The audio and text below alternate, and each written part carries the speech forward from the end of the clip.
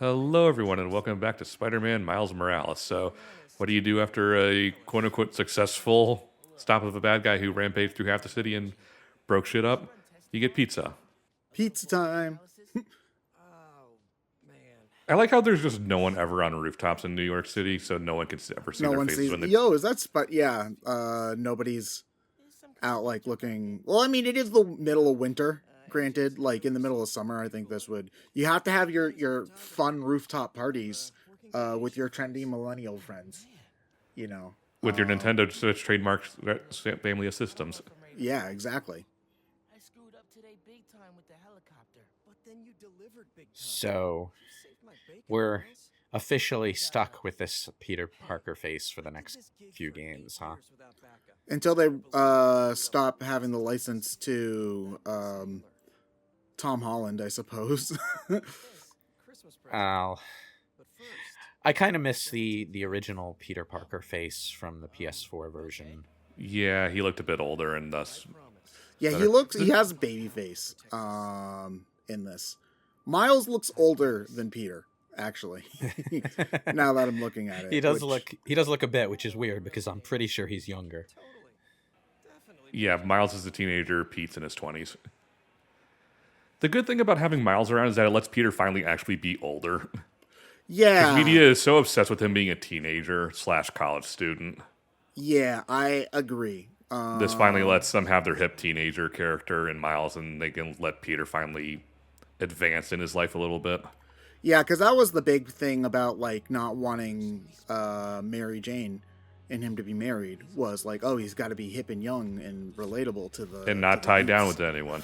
Yeah. Well, they were also trying to do a thing where they could open up on a version of Mary Jane who wasn't just Peter's wife, which is a thing that... Yeah, that fair, yeah, but they also can give her more personality without effectively resetting their arc all over again, which they always do.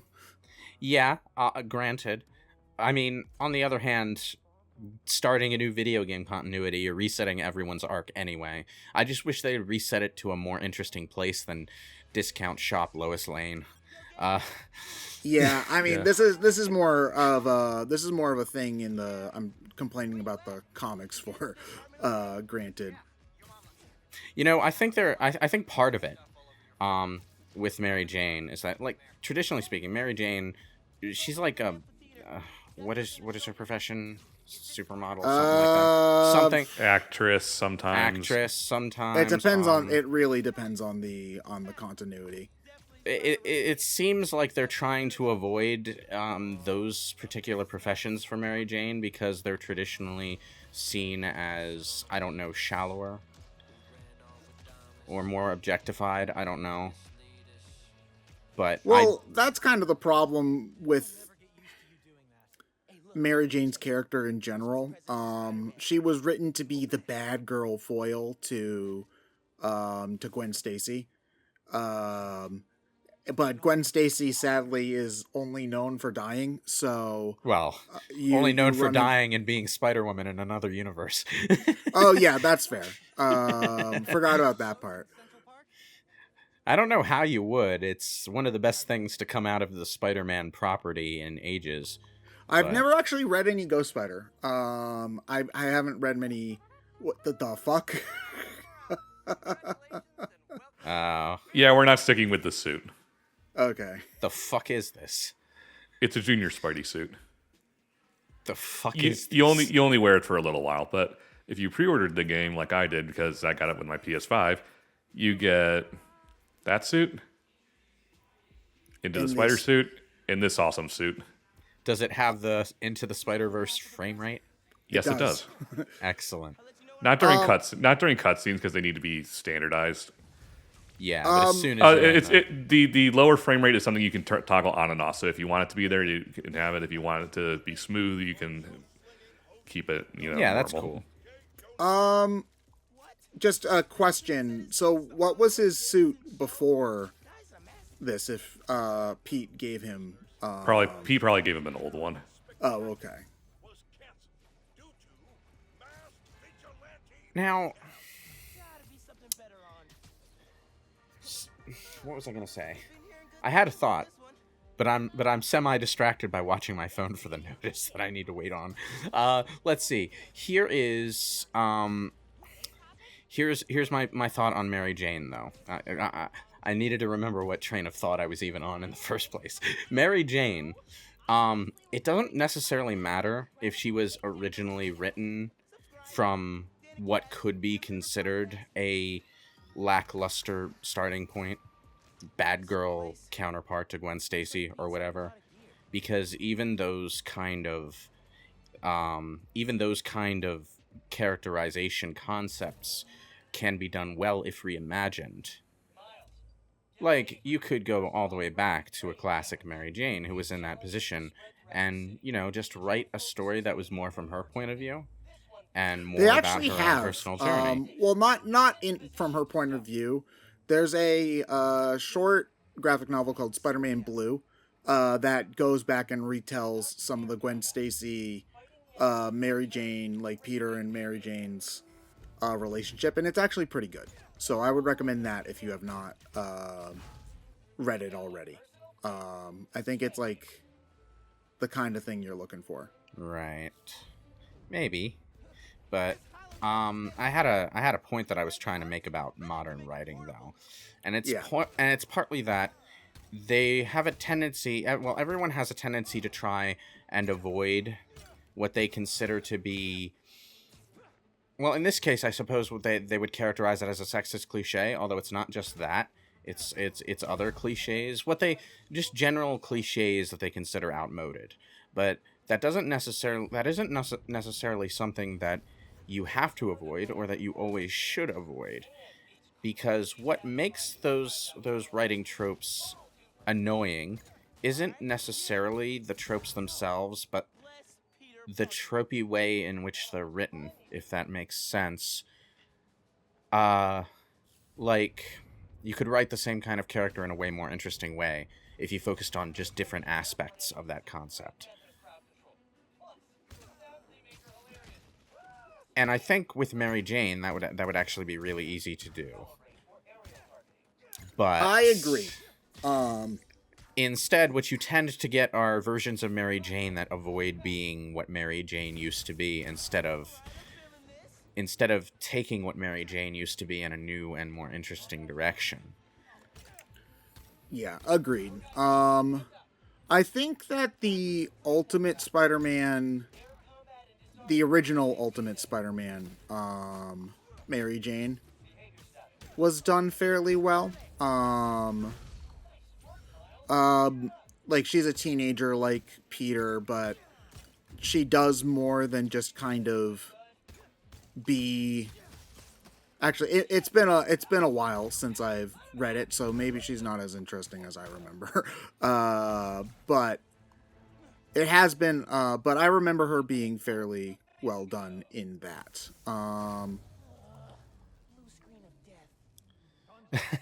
I like the spray paint on the spider logo. Oh yeah, that, like, I think that's like his thing. Miles's thing is he likes to graffiti stuff. I know that's a thing in the movie, at the very least. Is this the outfit you're gonna do for the whole game, Ryan? No, I'll go to the regular suit that he gets later. Okay.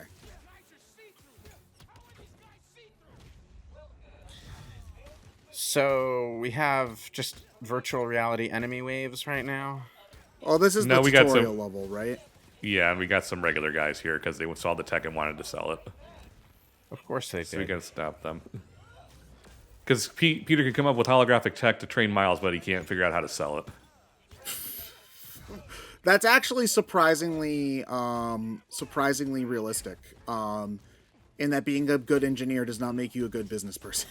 At the same time, Peter Parker knows, like, everyone in the Marvel universe and could easily find someone to help him with that problem. Do you know how often Peter calls Tony for random bullshit? He's probably got the number blocked. Well, I mean, he doesn't need to call Tony. He could just lurk at his house. It's He right there. He probably does that too. Like, I'm surprised Doctor Strange doesn't have the windows permanently bolted shut with how often he pops in and is like, yo, Doc, I found this weird mystical artifact. And it's like, yes, it's Tuesday. Of course you found a weird mystical artifact.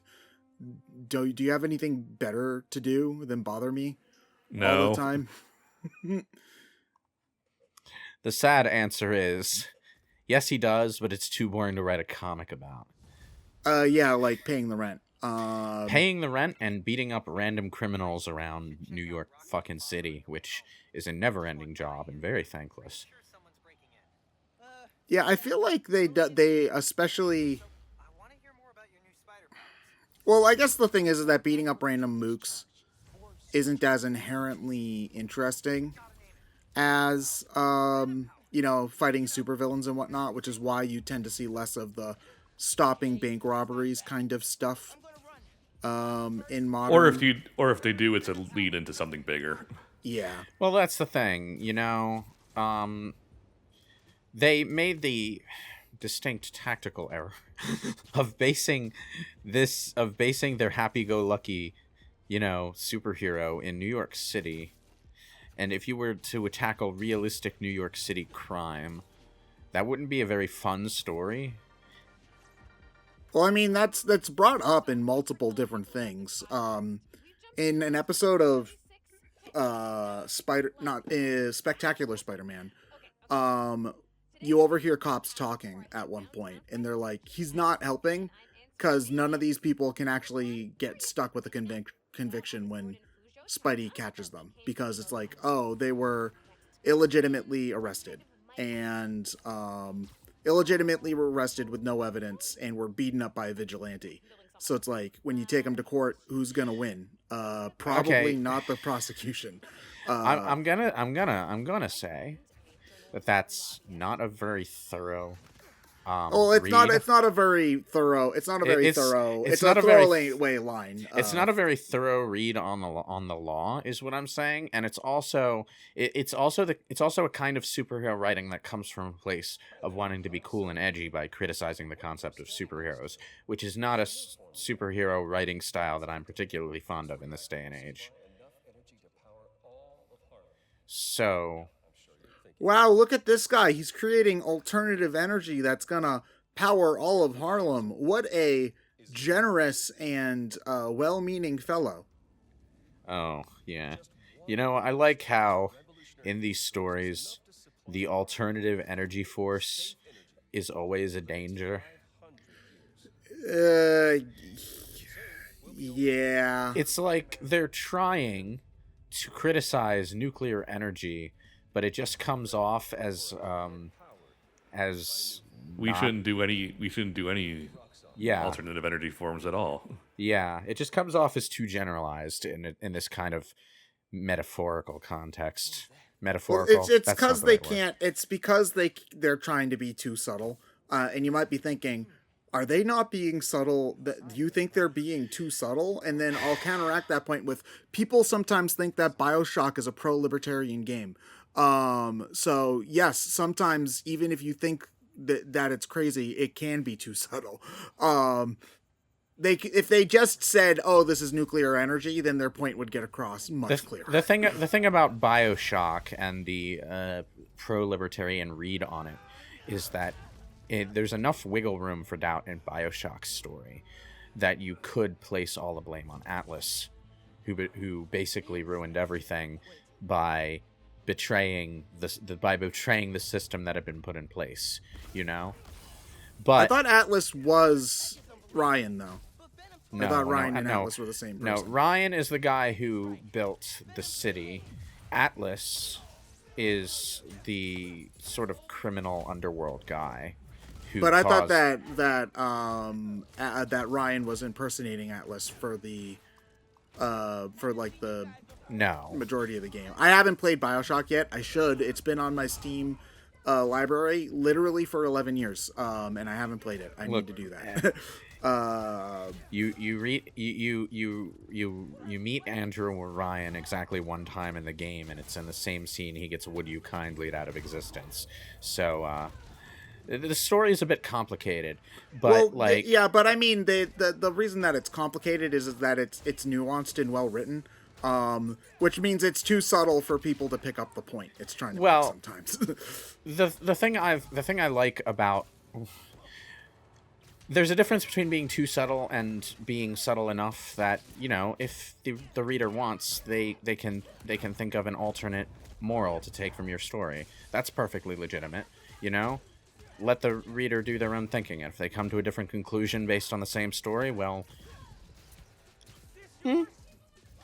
I do appreciate any writing just as a writer of, you know, the villain thinks they're the hero of their own story. yeah. Comedy aside, villains that act like villains and are just doing shit for no good reason other than they're assholes does not make for particularly compelling stories. Well, more specifically, it's ironically harder to pull off a simple villain effectively. What are you doing? I was looking for the bad guys. It was a good show off of those particle effects, though. This game's very pretty. I want to point that out. This game's very pretty. I am playing the PS5 version, just so everyone knows. I wish I had a PS5, but I don't. Yeah, I wish I did. They're easier to get now, right? Yeah. Yeah, okay. I've actually seen them in store every now and then, which is fucking miraculous. Don't worry, Dragon Quest 12 will come out eventually, and then I'll buy one.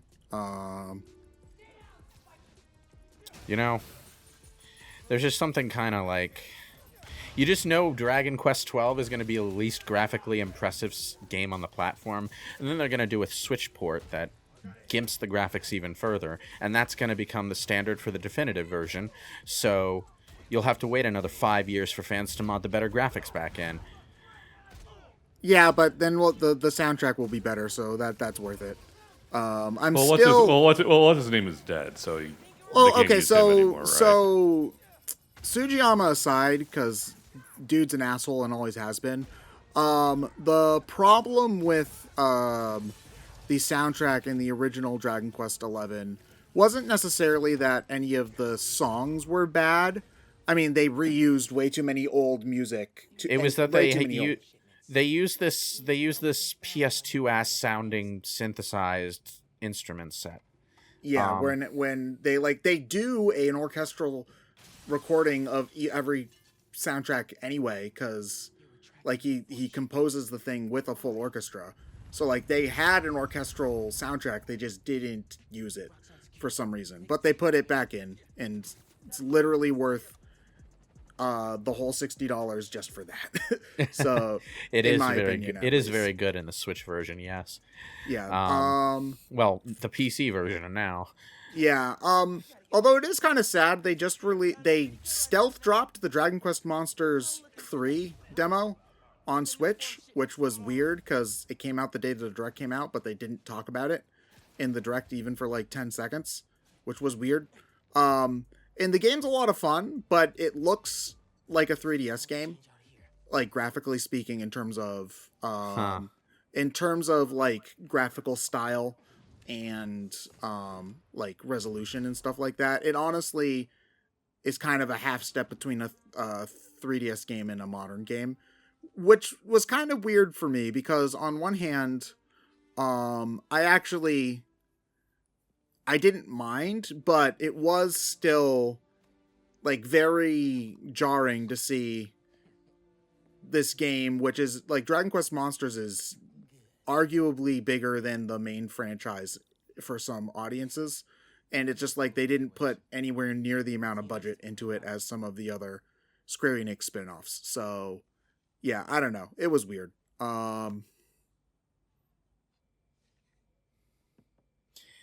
I do like getting a chance to see the inside of Miles's room.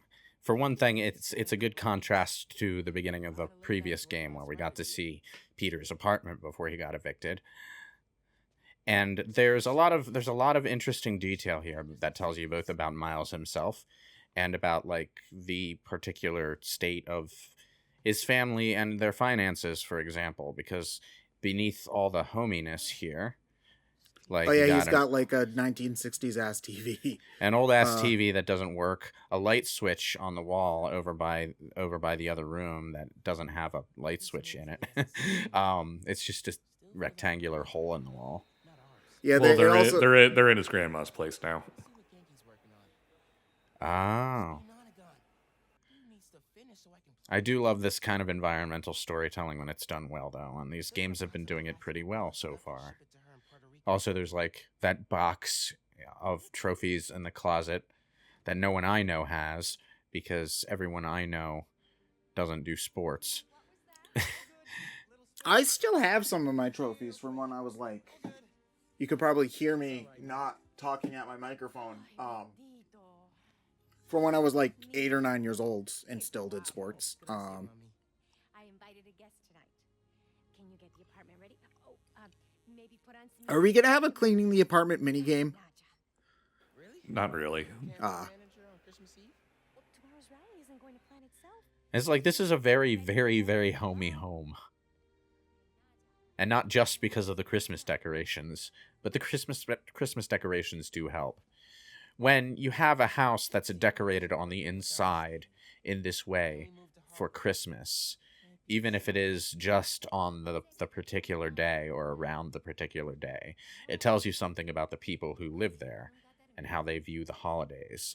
For example, if someone were to video game together my future house that I don't have yet but definitely will, you would never see Christmas decorations inside or outside of it, because I'm about as festive as a bag of rocks.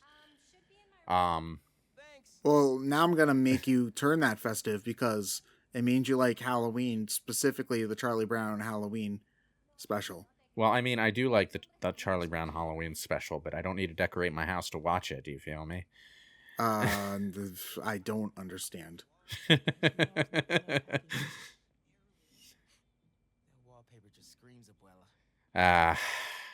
I kind of wish we had gotten this sort of game, or more of this sort of game, from the Avengers game. Because I remember liking the Avengers game, but after the first handful of hours, it did sort of just focus on that multiplayer aspect a little too much.